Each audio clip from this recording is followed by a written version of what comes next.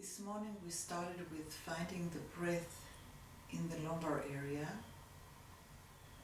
while exhaling, flattening the lower back, and while inhaling, allowing it to rise off the floor, and finding the inner rhythm. So it's not an exercise, but it's a flow of the breath and the flexibility of the vertebrae in the lower back. We found that we can transfer the weight all the way from the tailbone up to the sacrum, and that there is a correlation between this movement to the movement of the heels and the shoulder blades. From there we dragged one foot, we found a place in the hip, we unglued the pelvis and rolled all the way to the shoulder, the opposite shoulder. That was stage number one.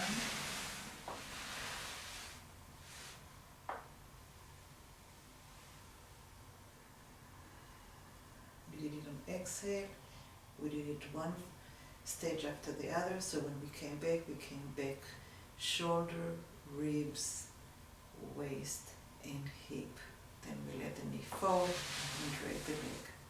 Then again dragging the leg with the knee out, finding the place in the pelvic, in the floor, pressing the foot into the floor, ungluing the pelvis, rolling into the opposite side and allowing the whole back until we came over the shoulder.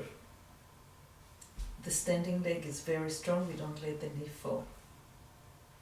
And then we rolled back one vertebra after the other, meaning the shoulder first, the ribs, the waistline, the hip, and then we dragged. And then we did the other side.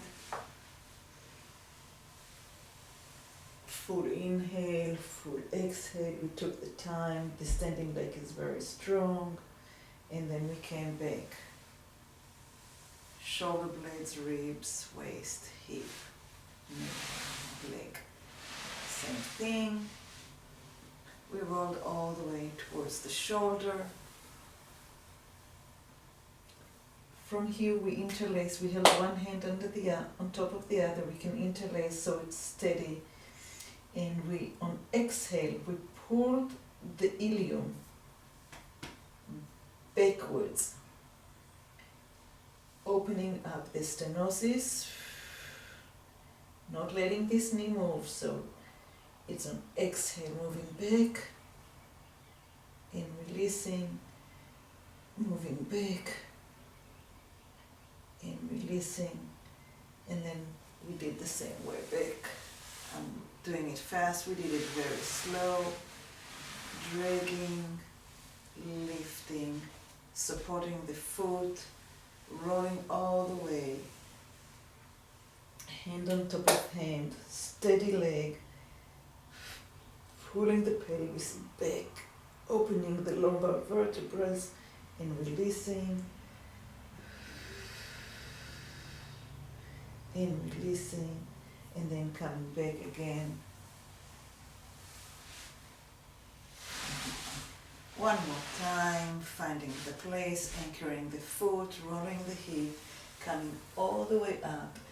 And after we did that few times, now instead of coming down to the floor from the shoulder, we came down by bringing the hip all the way down, then the lumbar down, then the ribs down, then the shoulder down, then relaxing the knee and the other side.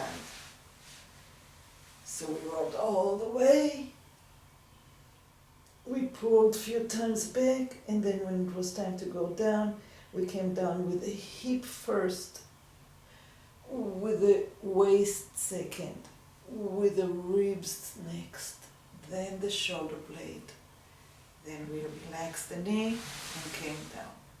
And the last thing that we did was to drag the foot, place the foot, roll all the way, find the strength, This hand can be in front for support.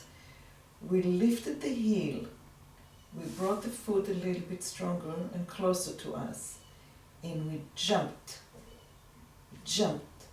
And each time we jump, we zip up the pants. So the rubber bands in the front are working. The next stage will be when we get stronger, is to actually leave the floor, move to the front, leave the front, come to the back. And then you can either go down from hip, waist, ribs, and shoulder, letting the leg go, and going to the other side. This hand can be for support, lifting the heel, bringing it a little closer, jumping up and down.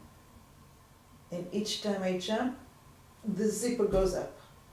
The zipper goes up. The zipper goes up.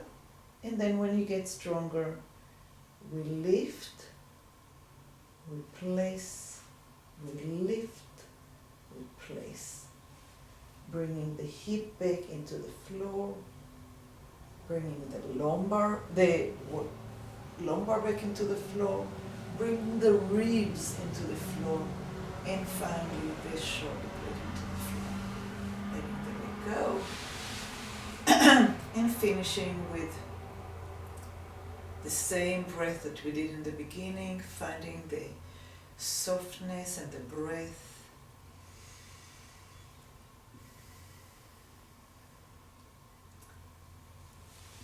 Rolling to the side, sitting up, and finishing up with some flips to the kidneys,